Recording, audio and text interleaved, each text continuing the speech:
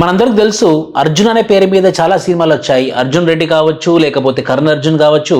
ఇప్పుడు వినూత్నంగా east Coast railways Visakhapatnam railway స్టేషన్లో హోమనాయిడ్ రోబోట్, అంటే రోబోట్ మనిషి రూపకంగా ఉన్నటువంటిది, దాని పేరు ఏమని పెట్టారంటే ఏఎస్పి అర్జున్, అంటే assistant superintendent of police Arjun. ఇది మనిషి కాదు, ఇది ఒక రాబోట్ అనమాట.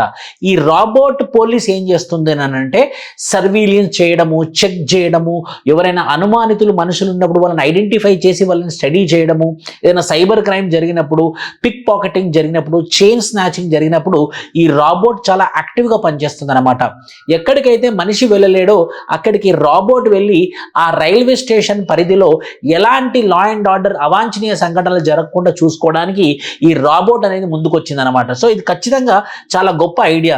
మనం చూస్తే హైదరాబాద్లో కానీ పెద్ద పెద్ద సిటీస్లలో రాబోట్ హోటల్ వచ్చాయి, రాబోట్స్ ఫుడ్ తీసుకొని వస్తుంది. ఇప్పుడు ఏకంగా రాబోట్ ఒక పోలీస్ అవతారం ఎత్తిందనమాట. దాని పేరే ఏఎస్పి రాబోట్. ఇది ఇండిజీనియస్గా మన గవర్నమెంట్ సంస్థ తయారు చేసినటువంటి రోబోట్.